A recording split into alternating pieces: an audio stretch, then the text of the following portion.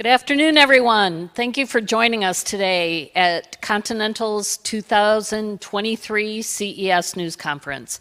I'm Catherine Blackwell. I head up the Marketing and Communications function for North America for Continental. I'll be your moderator today. And we have a packed agenda with a lot of information we're going to share, so please do me a favor and make sure your phones are silenced now.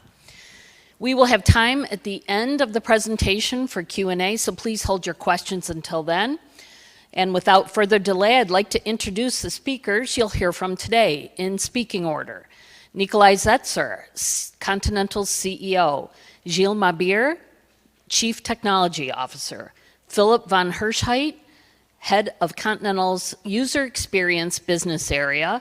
And Frank Petznick, Head of Continental's Autonomous Mobility Business Area. With that, I'll turn it over to our CEO, Nico Setzer. Yeah, warm welcome from my side to this CES. We are very excited to have this great opportunity to engage again with you personally, you media representatives, as well as with the OEMs, with our partners, with the electronic industry here at the CES, which is an event which is so important to us as a technology company to exchange views on latest innovations, technologies, trends going forward, and to discuss commonly how we see markets evolving. First of all, for those where Continental is not that familiar with, we are, since more than 150 years, a technology company, born in 1871, and since then targeting to provide greater freedom through individual mobility. We are the only company, which not only you find on the CES, but as well elsewhere, which is providing from the concrete to the cloud mobility solutions, which bring solutions to the table, from the tires to the software. We started in 1871 with hoof buffers, so for horseshoes, for horses. Later on, the breakthrough came with tires for bicycle and cars. And today, as said, we have the ability to connect the street to the cloud. Our industry is in a strong transformation, the automotive industry in particular. At the same time where this transformation started with electrification, digitalization, and so on, at the same time we have seen in the last 2-3 years a very exceptional business environment, which created disruptions of supply chains, inflation, geopolitical risk, and so on. And on top we see, in parallel, that markets are changing rapidly. So what do we have to do as a company? We have to adjust as well. We have to adjust our structure and redefine ourselves constantly. For that, for example, we have and we host yearly an annual mobility study where we ask on the globe future trends and we look how to cope with those. And from 2022, the main subjects which users, consumers are looking for are more autonomous mobility, more connected, more convenient, leading through more sustainable and safer technology.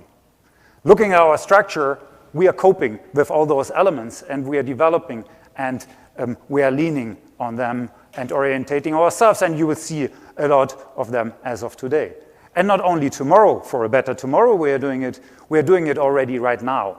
And this is recognized as well by the market. So with this portfolio covering those trends, we've been able to provide an order intake of 18 billion after 9 months last year, which is the same as in the whole year before. So we are growing in that market, with the market. We are growing with our solutions, which are recognized by that. However, at the same time, the complexity is growing as well, constantly, with the market needs, with the ever changes, with more and more different needs coming up. And we are firmly convinced that the ecosystem can only cope with this complexity if we are commonly collaborate and we find partnerships commonly to solve it. Partnerships with OEMs, with suppliers, as well with IT, software, and semiconductor companies. We are used, said in 150 years, to constantly enhance our hardware. You see a lot of that. However, software becomes more and more the differentiator and plays a larger and larger role, the software-defined vehicle. That's why, in the meantime, we engage around 20,000 software and IT experts in our company, and they are all steered by our CTO, Gilles Mabir. So Gilles, please introduce us more into the software-defined vehicles. Thank you, Nico. Hello to everyone. Software is a game changer in our automotive industry and for the mobility space. We do see in software and what we call software-defined vehicle not a risk, but a huge opportunity for us. An opportunity to further improve in the domain of safety, to bring the assisted driving function to the next level as well as the autonomous driving systems. Software will power the car and create unique experience for users. We do see in the complexity of algorithm we are developing opportunity to bring the automotive to a sustainable manner. CO2 reduction step by step up to the ultimate goal of zero emission. And we do see us at the bridge between the embedded world into the car, complex product, system and hardware, to the digital world with Twin, where we will be able to develop software independently from the hardware. Of course, it's a complete change for the industry, not only in terms of complexity, but also in terms of business model. We drive the change starting from the architecture phase, where we, with our capabilities, work on EE architecture, physical implementation, functional one. Of course, you probably know we have been a pioneer in developing and putting on the road the first so-called high-performance computer, HPC, with VW a couple years ago, and of course, having that complexity mastered. Now, enlarged with zone controller, and of course, not to forget that the power distribution in the car is going to play a major role when it's come to cost optimization. We transform the car into a smart device. Historically, with 4G, now putting 5G on the road and paving the next generation. Our commitment to software-defined vehicle is powered by more than 20,000 engineers with IT, software, artificial intelligence background. And of course, the backbone of this evolution is the operating system of the car. We enable it, we develop the middleware with automotive-grade capabilities. Software is a continuous development, and we offer to our customer lifetime services, over-the-air updates, function improvement, maintenance, and of course, cybersecurity, with Vehicle Security Operations Center, where more and more in the future, OEM will be forced to monitor risk of cybersecurity and bring some fixes. We are the partner for this. On the top of the hill, functions that user can buy during the life of the car that OEM can introduce step by step. We have already, as of today, a catalog of more than 100 functions available or in development for the OEM. We want to generate economy of scale. We want to maximize the reuse and help our customers to manage the complexity of software-defined vehicle. And we do believe that we have the expertise for this. Why? Because on top of that, we have developed the infrastructure for this, what we call Continental Edge Framework, to move to a complete virtual developments, saving time and cost, improving the quality, optimizing the software, development, integration, and deployment. Is that good enough? No, we want more. We bring as well standard into the industry. We do believe that this transformation can only happen within a given ecosystem. We want partner joining. And therefore, we are extremely active in standardizing interfaces, building blocks, making use of open source software, which are also game changer to get economy of scale. It's all of that. We anticipate, unify, and deliver elements for the software-defined vehicle. It's probably an invisible transformation for most of you. But with that, we create a visible revolution. And then, speaking about visible revolution, I would like to ask Philippe to come on stage and explain you and picture you what revolution means in user experience. Thank you so much, Jill. Yeah, I want to show the user experience highlights of Continental within the next minutes. Mobility is changing, and so are we changing our products. Today, user experience is a key differentiator, not only for our customers, but also for car buyers. We do see a rapid shift from digital cluster to huge pillar-to-pillar displays. And we are changing our portfolio accordingly. We are strongly focusing on technology leadership. With a strong focus, we were able to develop innovative solutions which led to a record order intake over the last months. We grow over proportionally. And we are convinced we are the winner of transformation. While looking into this new portfolio, while looking into large pillar-to-pillar displays, we do see quite some challenges coming ahead in order to ensure intuitive user experience. The most important ones are design, technology, and content. If we are looking into the design part, we need to think about how to design and operate this pillar-to-pillar display into an intuitive operation model for drivers as well as for co-drivers. If we are looking into technology, we need to ensure that we are going to create the best possible image quality. And talking content, we need to ensure that our users are always excited and experience the right solution. So let's have a look into a short video what we think is a solution to these challenges.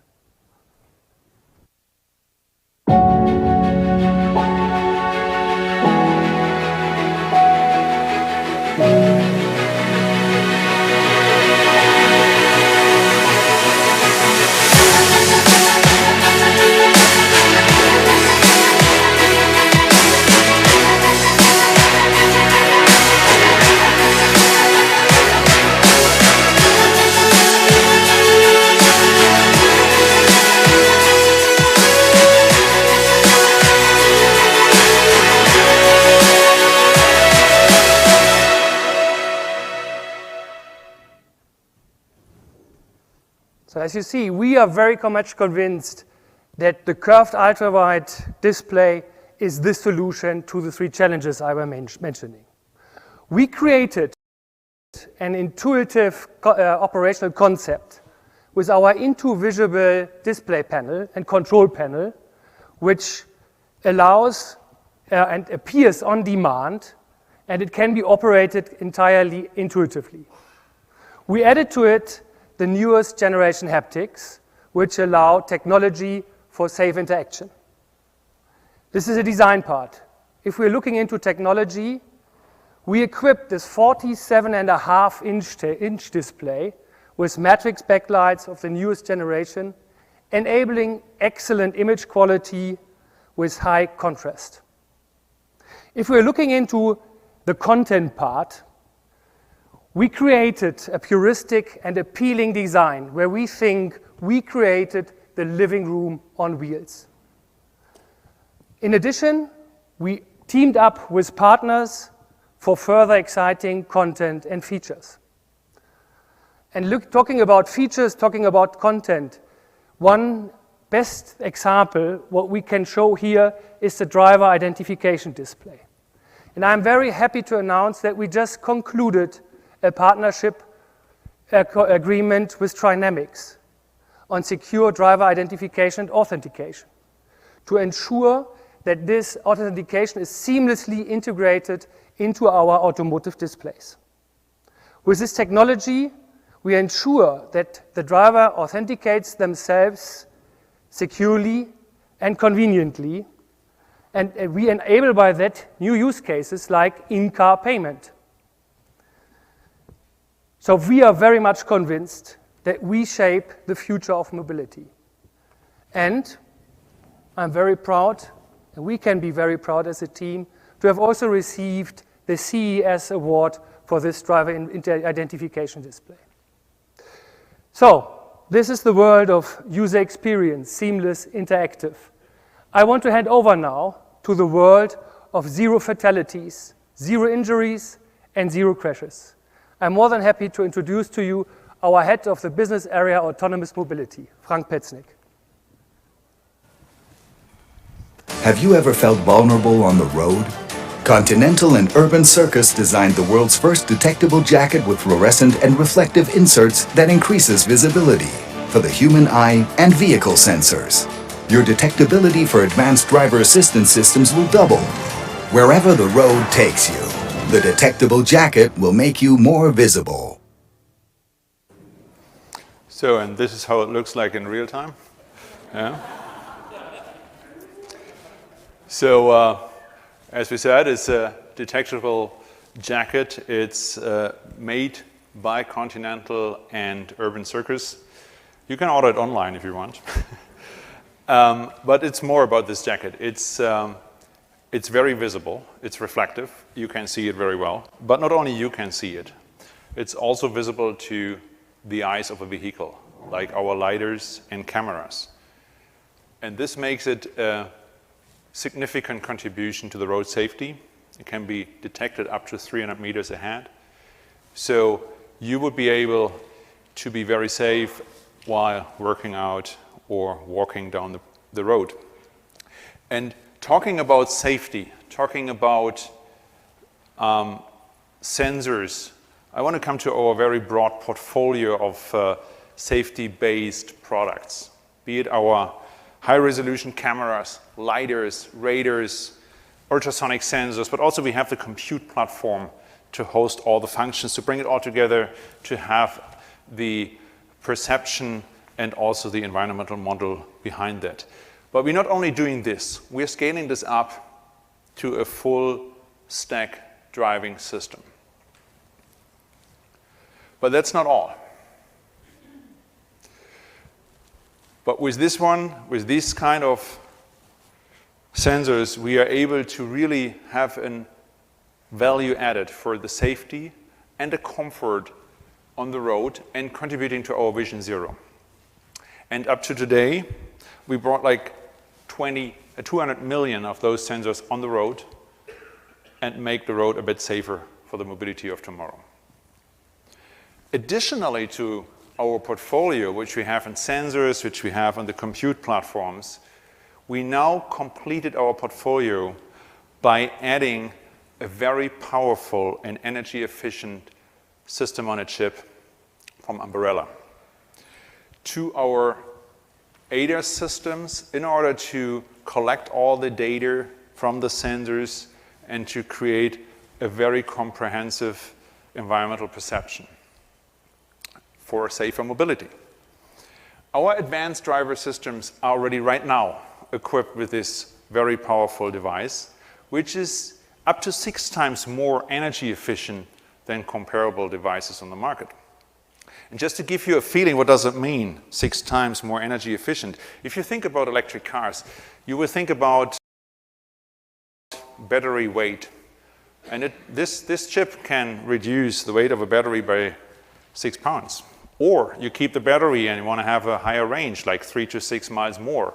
It doesn't sound much, but think about the compute demands of the future cars. Think about this is not only one of those devices in a car, so they're adding up. So this could be a big contribution in terms of energy efficiency, but at the same time, having a real powerful device in the car. And our ADAS systems are already now on that next level towards assisted and also fully automated driving. But we do not stop here. There's one more thing to come.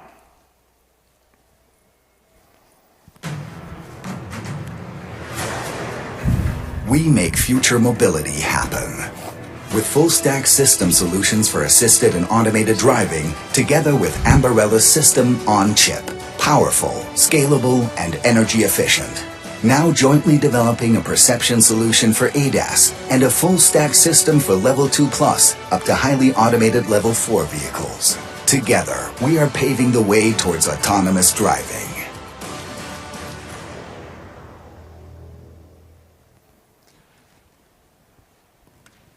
I would like to announce today we have entered in a strategic partnership with Ambarella.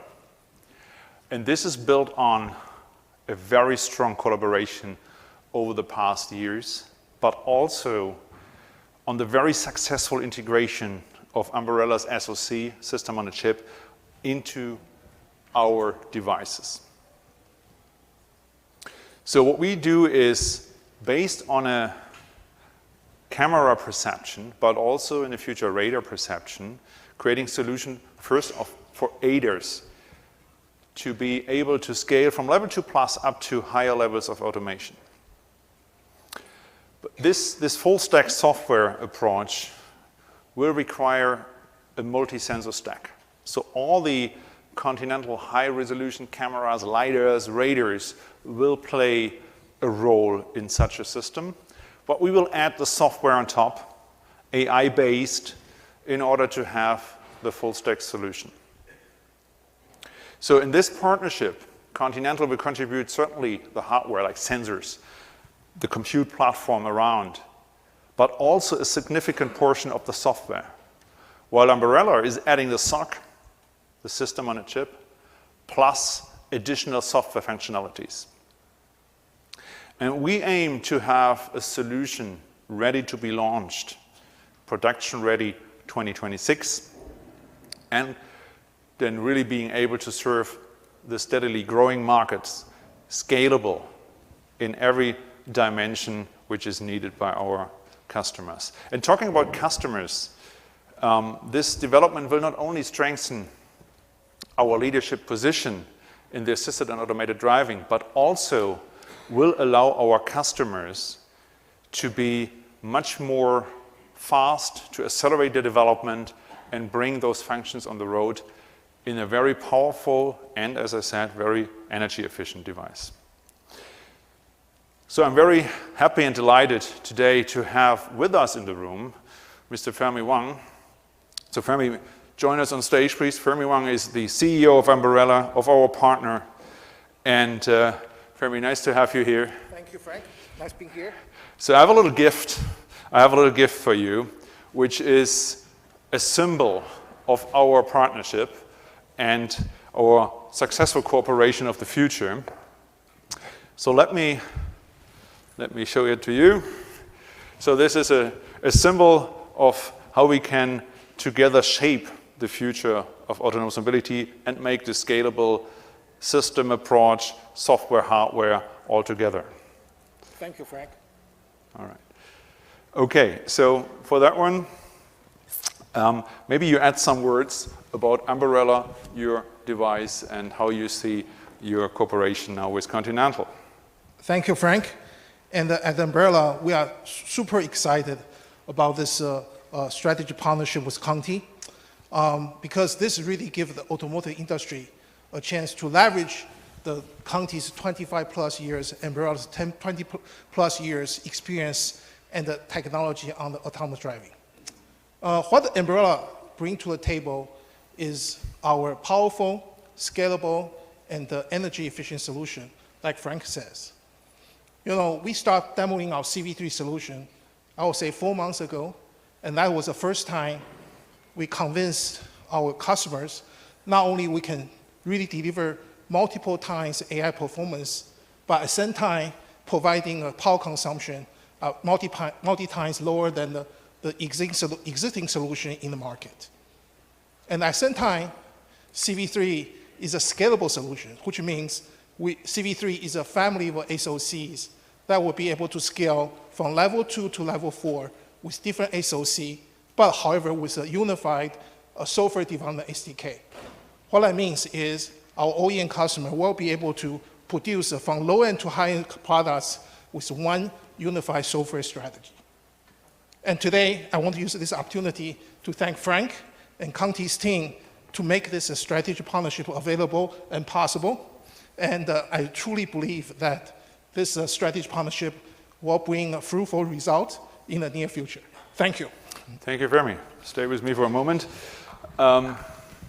Yeah. Thank you.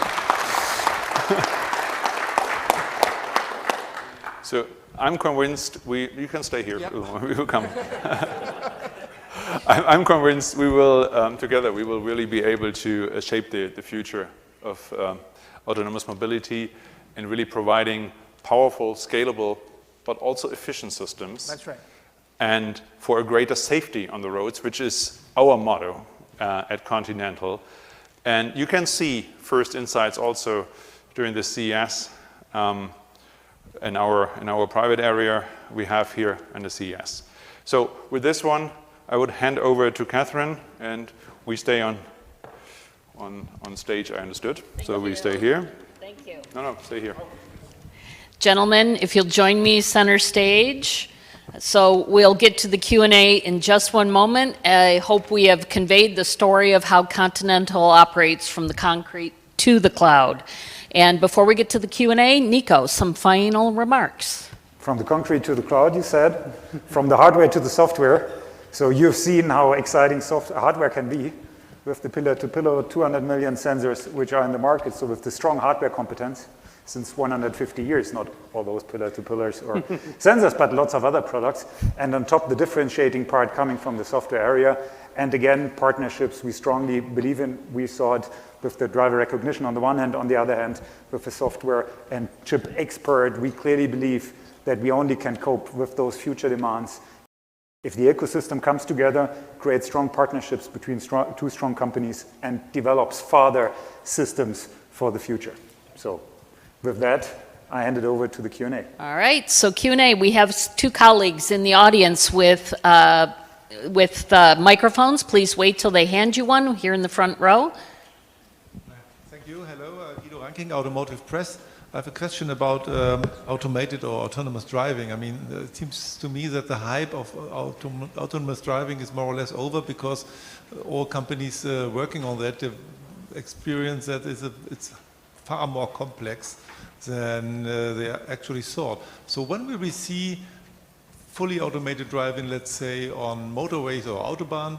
And when will we see, or will we ever see, a car that can really drive in any circumstance on cities, in any traffic circumstances and weather circumstances? Yeah, I mean, you're fully right. The hype is definitely over. The hype in the past when we say, oh, wow, next year, over next year, we will see that all fully automated robot taxis. This is not going to happen soon. But what we see is twofold. On the one side, we see the past cars, the traditional OEMs, trying to put more and more assisted driving functions into the cars, helping the customer maybe on a specific situation on a highway. Maybe 60 km is not, kph is not the best idea, but maybe we have to increase that a bit, like some OEMs do now. But then you have this added features, added functionality in certain situations. But what we see at the same time is that there are some models, for example, in the commercial vehicle world, which clearly could pay off. And this is more the hub-to-hub or the ramp-to-ramp long-haul transportation, which could be fully automated also in the next 3 to 4 years to come. And from that one, we will probably see later on emerging of those technologies, increasing the use cases in the past cars, and also later on maybe increasing that to a robo-car, whatever, a taxi fleet. But this I see at the very end. So at the moment, it's not about hype, it's about execution and bringing safety features on the road to support the drivers. But without a hype, it's still a very strong growth market. And what you see, 20% growth going forward in the next years, then later on, year by year, even going further upward. Without every car being a robo-car driving from A to B, it's still a very, very strong market need, be it higher level of assisted, be it for certain situations being automated, being as a safety and as a comfort function. So this market is still strongly growing. Don't get me wrong. Yeah. It's just say it's not this hype thing. Let's say Agreed. Every year more automation. No, it's really execution, but it's a super big market. Still a key action field in the automotive industry. All right, we have a question in the back and then followed up here in the front. Good afternoon, folks. My name's Alan Snell, publisher of LVSportsBiz.com. I appreciated the safety jacket that I think was Frank who came out. It's great, isn't it? That was fantastic. I was wondering, here in the United States, we have a huge safety problem with reckless motorists striking and killing bicyclists in this country. I was wondering what was the impetus behind the safety jacket, and maybe you can go into a little more detail on some of the specific reflective values of the jacket. I mean, the idea, I mean, you know that Continental is doing much more than just the automotive area, so we are also pretty much a material. And but the idea, I think, was born out of our portfolio of sensors we have in the car, and out of the idea, hey, what happens next when more and more cars are equipped with cameras and lidars, not automated driving necessarily, but we're talking about emergency brake assistance and other things. And are these cars able to detect pedestrians as good as a human driver? For a human driver, you just need a colorful outfit maybe, but for the cars, you need some specific material. I can provide you now the specifics of that material in this round, but it's a reflective way to really absorb and reflect the laser beams of LiDAR, but also giving a high contrast picture for the camera. Okay, thank you. This gentleman here. Hi, my name is Koji Suginuma with Eizo Shimbun. It's a Japanese newspaper. And I have two questions. First one is about software-defined vehicle. My background is computer engineering. I'm working on software-defined radio. But still for me, it's hard to understand what is software-defined vehicle. So somebody define for me? Yeah.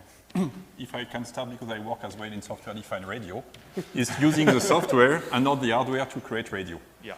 And the software-defined vehicle, if I try to scale up, is not selling only software, but it's defining on how the vehicle will look like, first from software perspective, before from the hardware. If you look in the 20 past years, the car has been developed more or less, and sorry for the shortcut, developing hardware and trying to build on top of it the software, and you have as much as ECU as function you have into the car. And that is giving or coming to a limit because you cannot upgrade your car. And then software-defined vehicle define on how you want to deploy and structure your function into the car, and then develop the hardware accordingly. It's a paradigm shift. And if you do it right, then you enable the function Frank is describing. You make the user experience completely different. You can upgrade your car. You can increase the safety. And if you do not walk that step, all what I'm presenting before will not come. Okay, all right, thank you. And second question is about Ambarella. So I know Ambarella for 20 years, and it's excellent company, especially for the image processing. Yes. My car has your chips already. Yeah. But what's the point to pick up Ambarella as your partner? Go ahead. So, yeah. First of all, I know Ambarella since a very long time already, personally, but also as a company. We're working now a couple of years closer together. We started to integrate the SoCs in our systems, and what we saw is two things. Number one, it's scalable, not only to the very high levels, because many companies going for high level only, but what we saw, and what I also mentioned before, the mass market is demanding assisted driving solutions where we have a lot of affordable solutions, and Ambarella is scaling also down to those solutions. So you can, as a Continental, but also as an OEM, use the same SDK, the developer kit, to do the low-level functions, but you can use the same thing to do the high level. So it's significantly accelerating your development. And plus, having this one is a super fast AI processor and super energy efficient at the same time. So that was our reasoning to choose Ambarella to also have an alternative in the market. Well, maybe I add a little bit of Ambarella history. I think sounds like you're familiar with Ambarella. Ambarella started in 2004. Our focus at the time was really helping our customer to capture digital video content. You know, back in 2004, there was no YouTube, there was no iPhone. The only thing you can capture digital was camcorder. And that's the time we decided we want to create a silicon that enable high quality, low cost video capture device. That's the whole basis of Ambarella. That's why we are super efficient on doing video processing.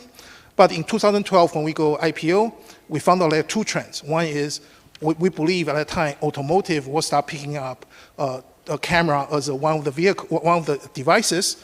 And the other thing is we know that capturing video is not enough anymore. Our customer want us to analyze the video, basically computer vision, and we start developing computer vision and also for automotive market at that time. So 10 years down the road, we think we built probably one of the best SoC platform for computer vision, AI, for domain controller, and not only just very powerful, but energy efficient, and hopefully that we can prove to you that we can not only do video capture like we can do in the past, but we're going to be able to be a domain controller for the Conti's cars. We will prove that, no worries.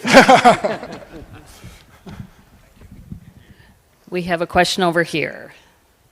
Hi, my name is Junko Yoshida. I'm the editor-in-chief of the Ojo Yoshida Report.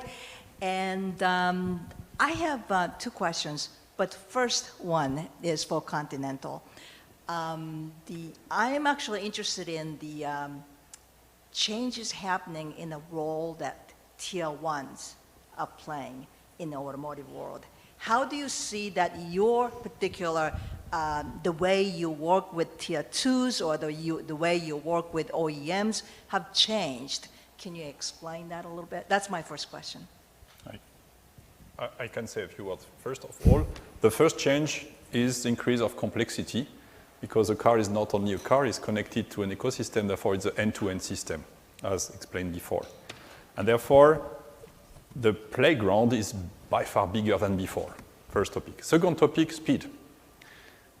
Developing system with higher complexity, we need to make it faster and to cope with speed that we bring and help our customer bringing new vehicle faster than before on the market. And there's two elements, of course, question on how to make it happen. And we believe that not one single company is able alone to master that complexity. We need to work with partners. Good example with Ambarella. We also have partners on the back end with Amazon for our cage framework. And we cluster around us an ecosystem of companies which are extremely good and sharp in their technologies, and our capabilities is to integrate these competencies in systems that we can offer to our customer. Means mastering the complexity through partnership. Second topic, of course there are IT players. I think the background of your question is what Tier 1s against new players. There is no contradiction. We need to work together. We need to get the best value out of this IT company, having infrastructure, getting economy of scale adapted to the automotive environment. Adaptation to automotive environment means safety relevance, means automotive quality, means lifetime support, which is a bit different compared to mobile phone and consumer electronic. And the combination of both is, from our perspective, the value we can bring on the market to change the way we develop things. And that is all this ingredient, therefore it's not either or, it's a new development methods. Of course, at the end of the day, we want to be flexible in a way that we can offer functions, we can offer services, subscription, product, hardware, in a different form than before, but having all competency in-house to understand and how to bring this technology best on the market and faster than competition. Okay, thanks. That's a very comprehensive answer. My second question is related to the first one.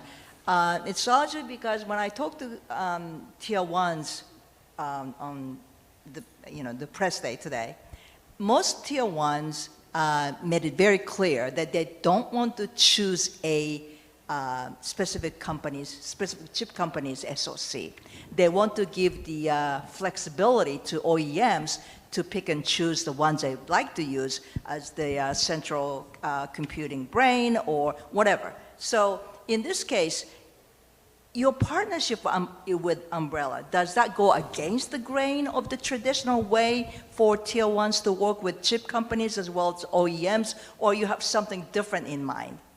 Yeah, let me try to answer that. No, it's not going against that trend.